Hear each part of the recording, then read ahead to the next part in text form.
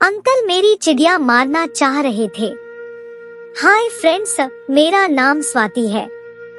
मैं 30 साल की हूँ और अगर मैं अपने भूगोल का वर्णन करूँ तो 36, 28, 38 का है। मैं भोपाल की रहने वाली हूँ। मैं ज्यादा गोरी तो नहीं हूँ, लेकिन मेरे पास उच्च दर्जे के मोटे और कसे हुए हापुस आम का जोड़ा है। पीछे तरबूज भी भरा हुआ और मोटा है। मैं हर तरह के वे कपड़े पहनती हूँ जिसमें मेरा पूरा डायग्राम साफ दिखे। मुझे देखने वाले लोग मुझे ज्यादातर घूर कर देखते हैं और अपना तोता मसलते रहते हैं। यह बात तब की है जब 2 साल ही पहले मेरे पति से मेरा तलाक हो गया था। अभी तक मेरी कोई भी संतान नहीं थी, क्योंकि शादी के बाद से ही हम दोनों की कभी भी बनी ही नहीं। इसलिए मुझे अपने पति के साथ साथ ज्यादा कुछ करने को मिला ही नहीं, क्योंकि वैसे भी उसमें ज्यादा दम तो था नहीं। छोटी सी बीड़ी जैसा सामान था उसका। वो तो बिल्कुल मैगी की तरह था, 2 मिनट में हो जाता था सका और इधर आग भड़कती रह जाती थी। फिर भी जितनी बार भी मेरी कुटाई हुई उतनी बार मैंने जल्दी बच्चा न करने के नजरिए से सुरक्षा चक्र का इस्तेमाल किया। पति से अलग होने के बाद भी मुझे रहने खाने की कोई दिक्कत नहीं थी। अब मैं अपना अलग घर लेकर अकेली रहती थी। अपनी मर्जी से किसी का भी गन्ना पसंद आने पर उसको लेती थी। इस दौरान मुझे पीछे के बड़े मटके में पानी भरवाने में भी मजा आने लगा था। एक दिन मेरी कॉलेज की एक बेस्ट फ्रेंड सपना का कॉल आया। बहुत दिनों के बाद आज उसकी कॉल आई थी। उसने मुझसे बात की और बताया कि इसी माह उसकी शादी है। मैंने उसे बधाई दी। उसने मुझसे कहा, बधाई तो ठीक है, मगर तुमको मेरे घर शादी के लिए थोड़ा जल्दी आना है, क्योंकि मैं उसकी सबसे अच्छा हूँ। इसलिए वो मुझे पहले अपने घर बुला रही थी, इसलिए मैंने हाँ कह दिया। वो मुझे रोज कॉल करने लगी कि तेरा कब आने का बना है, जल्दी आ जाओ। मैं हर बार कह देती कि हाँ, मैं 1 हफ्ते पहले तेरे पास आ जाऊंगी। एक दिन फिर से उसका कॉल आया कि अब बस 1 हफ्ता ही बचा है, तू आने तू की कह रही थी कि 1 हफ्ते पहले आ जाएगी, तो अब आ जा, अब 1 हफ्ता ही तो बचा है। मैंने उससे बोला ठीक है, मैं शाम तक निकलती हूँ। इसके बाद मैंने अपना सारा सामान पैक किया और शाम को मैं अपने घर से निकल गई। बस स्टैंड से बस पकड़ी और अगले दिन सुबह उसके घर पहुंच गई। बस अड्डे पर वो खुद मुझे लेने आई थी। जब मैं उसके घर पहुंची तो उसने मुझे सबसे मिलवाया। फिर मेरा सारा सामान एक कमरे में पहुंचाकर बोली, ये तुम्हारा रूम है, अब तुम अपना सामान लगा लो, मैं कुछ काम करके बाद में आती हूँ। मैं अपने रूम में चली गई और सामान आदि बिना खोले कुछ देर के लिए सो गई। रात भर का बस से सफर किया था तो मुझे थकान थी। जब मैं उठी तो शाम हो गई थी। मैंने नहाकर एक सादा सा सलवार सूट पहन लिया। मेरी सलवार तो नॉर्मल थी, लेकिन ऊपर का कुर्ता एकदम फिटिंग का था। मुझे वैसे भी फिटिंग का कपड़ा पहनना ही पसंद है। मेरा ये कुर्ता छोटा था, लेकिन उसमें गला काफी खुला हुआ था। पिंजरे में कैद जंगली कबूतर बाहर आने को मचल रहे थे। बहुत कुछ बाहर को नजर आ रहे थे। फिर मैं तैयार होकर जैसे ही नीचे पहुंची तो सपना ने मुझे अपने पास बुला लिया। वो मुझे अपनी शादी के कपड़े दिखाने लगी। सामने सपना के पापा बैठे थे। मुझे नहीं मालूम था कि वो सपना के पापा हैं। उनका मुझे देखने का नजरिया कुछ गड़बड़ था। अंकल शिकारी की निगाहों से बस जंगली कबूतरों को ही ताड़ रहे थे।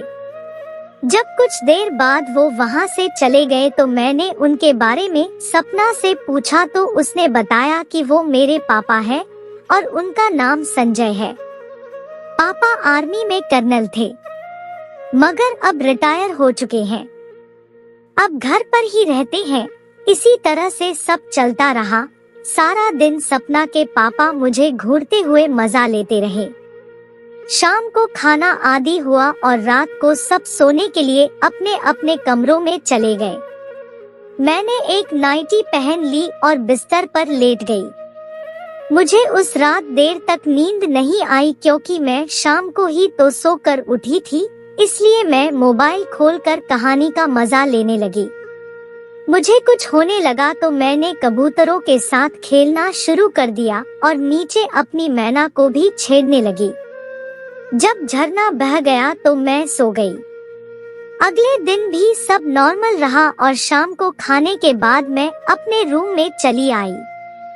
आज मैंने एक दूसरी नाइटी पहन ली। ये रेड कलर की फ्रॉकनुमा नाइटी थी जो न ऊपर ठीक से संभाल पा रही थी और न ही नीचे। उसी समय सपना का कॉल आया और उसने मुझे नीचे बुलाया। रात गहरा गई थी तो मैंने सोचा कि सब सो गए होंगे, इसलिए मैं इसी बेबी डॉल बन नीचे चली गई। मैंने वहाँ देखा सभी लेडीज बैठी थी, हालांकि सब स्लीपिंग ड्रेस में ही थी। मेरी फ्रेंड खुद नाइटी में थी। अभी तक वहाँ कोई आदमी नहीं था, इसलिए मुझे कोई दिक्कत नहीं थी। सभी लेडीज मेरी बेबी डॉल देखकर मुझे ही देखने लगी थी। वे सब ड्रिंक कर रही थी। सपना ने मेरे लिए पैक बनाया और बोली लो पी लो। वहाँ पर उसकी मम्मी और बुआ और सब रिश्ते की महिलाएं ही थी। वो सब भी साथ बैठकर पी रही थी। उनके घर में सब काफी खुले थे, सब साथ में ही पीते थे। इतना ही नहीं, मेरी सहेली के सभी बॉयफ्रेंड्स के बारे में भी उसकी मम्मी को सब पता था। मैंने भी उनके सबके साथ बैठकर ड्रिंक लेनी शुरू कर दी। मैंने 2 पैक पिए और हम लोग बैठकर बात करने लगे। कुछ देर बाद उसके पापा भी वहीं आ गए। वो मुझे बहुत ध्यान से देखने लगे। मुझे अब पैक की मस्ती चढ़ने लगी थी तो मैं कुछ ज्यादा ही बिंदास हो गई थी। संजय अंकल सपना से बोले, पता करो बुआ कहाँ तक पहुंची। मालूम हुआ कि बुआ जम्मू से ट्रेन से आ रही थी। सपना ने कहा, ठीक है पापा, मैं देखती हूँ। 1 मिनट बाद उसने बताया कि ट्रेन आने वाली है। तो उसके पापा बोले, ठीक है मैं उनको लेने जा रहा हूँ। फिर अंकल मुझसे बोले, चलो स्वाति तुमको अपना शहर दिखा दूँ। तुम्हारे चलने से वापसी में बुआ को भी तुम्हारा साथ मिल जाएगा। मैं कुछ सोचने लगी, तभी सपना की मम्मी बोली, हाँ जाओ बेटा, चली जाओ, घूम लो। मैंने बोला ठीक है चलती हूँ। वो वहाँ से बाहर चल गए तो मैंने सपना से बोला, मैं कपड़े चेंज कर लूँ। उसने बोला, अरे कपड़े चेंज करके क्या करोगी, रात तो है, तुम बस कार में बैठी रहना। मैं तैयार हो गई और अपनी इसी नाइटी में बाहर आ गई। इतनी देर में अंकल भी गाड़ी लेकर आ गए और मैं उनके बगल वाली सीट पर बैठ गई। कार सड़क पर दौड़ने लगी। मैंने दारू के नशे में कार के शीशे खोल लिए थे। मस्त हवा चल रही थी जिससे मेरी मस्ती बढ़ने लगी थी। कुछ देर बाद स्टेशन आ गया और अंकल उतर कर पता करने चले गए। फिर वो कुछ देर बाद आए और बोले, ट्रेन 1 घंटा लेट हो गई है। पता नहीं सपना ने कैसे देखकर ट्रेन आने की कह दी थी। बताओ क्या करे, घर आने जाने में 1 घंटा लग जाएगा। मैंने कहा, अंकल यहीं रुककर इंतजार कर लेते हैं। अंकल ने हामी भर दी और कार में बैठ गए। अब हम दोनों बात करने लगे। उन्होंने मेरे बारे में सब पूछा, फिर अपने बारे में सब बताया। फिर कुछ देर बाद वो गाड़ी से उतर गए और सामने एक वाइन शॉप से एक विस्की की बोतल ले आए। उनकी कार में गिलास, पानी वगैरह रखे रहते थे। वो मुझसे बोले, तुमको चलेगी? मैंने कहा, नहीं अंकल, मैंने पहले 2 पैग लिए हुए हैं। उन्होंने बोला कि अरे 2 पैग से क्या होता है, और वैसे भी तुम्हें लिए हुए देर हो गई है, लो थोड़ी और ले लो। वो मुझे फोर्स करने लगे तो मैं पीने को तैयार हो गई। उन्होंने शुरुआत के 2 पैग हार्ड बनाए जिसको पीते ही मुझे चढ़ गई। उन्होंने भी 2 पैग लिए और सिगरेट जला ली। वो मुझे देखते हुए शराब और सिगरेट का मजा ले रहे थे। शराब पीते समय वो वाला मजा भी साथ में हो तो नशा बड़ा मस्त लगता है। हम दोनों इधर उधर की बात करने लगे। अंकल बोले, तुम्हारे पास कौन सी कार है? मेरे पास कार नहीं है, क्योंकि मुझे कार चलाना नहीं आती। संजय अंकल हंस पड़े और बोले कि अरे अब तक तुमने कार चलाना नहीं सीखा? मैं वहाँ पर कोई सिखाने वाला है ही नहीं मिला। अंकल बस इतनी सी बात, चलो मैं तुम्हें अभी सिखा देता हूँ। मैंने अभी इतनी रात को? संजय अंकल तो क्या हुआ, गाड़ी में हेडलाइट तो है। अरे अंकल मैंने पी रखी है, कहीं गाड़ी कहीं लड़ गई तो? अंकल बोले, तुम उसकी चिंता मत करो और अपनी सीट से बाहर निकलकर इस तरफ आ जाओ। मैंने वैसा ही किया और उनकी तरफ जाकर खड़ी हो गई। संजय अंकल बोले, आओ मेरे साथ ही बैठ जाओ, अगर कुछ होगा तो मैं संभाल लूंगा। मैं सोचने लगी कि कार की सीट में बगल में तो इतनी जगह होती नहीं है, तो क्या मुझे इनकी गोद में बैठना पड़ेगा। मैं समझ गई थी अंकल चिड़िया मारने के लिए मेरे साथ ये सब कर रहे हैं। तभी संजय अंकल ने मेरा हाथ पकड़ा और मुझे खींचकर अपनी गोद में बैठा लिया। मैंने भी कुछ नहीं बोला और बैठ गई। अब संजय अंकल ने मुझे ब्रेक, गियर और सब चीजों के बारे में समझाया और फिर गाड़ी स्टार्ट करके मुझसे चलाने को बोला। मैंने भी धीरे धीरे एक्सीलेटर छोड़ा और कुछ दूर चलने के बाद सुनसान एरिया आया तो मैंने एकदम से रेस ले ली। तभी संजय अंकल ने तुरंत ब्रेक मारा। एकदम से ब्रेक लगने से मैं झटके से आगे लड़ने वाली थी तो अंकल ने मुझे पकड़ लिया। उन्होंने दोनों कबूतरों पर हाथ रख कर मजा लिया। तभी गाड़ी रुक गई। कार रुकने के बाद भी अंकल ने दोनों कबूतरों से अपने हाथों को नहीं हटाया। मैंने भी कोई विरोध नहीं जताया।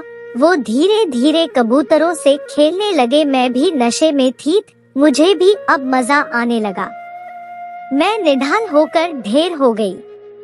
अब वो पहले तो पिंजरे के ऊपर से कबूतरों से खेल रहे थे, पर जब देखा कि कोई आपत्ति नहीं है और मुझे भी अच्छा लग रहा है तो पिंजरा खोलकर दोनों कबूतरों को बाहर निकाल लिया और खेलने लगे।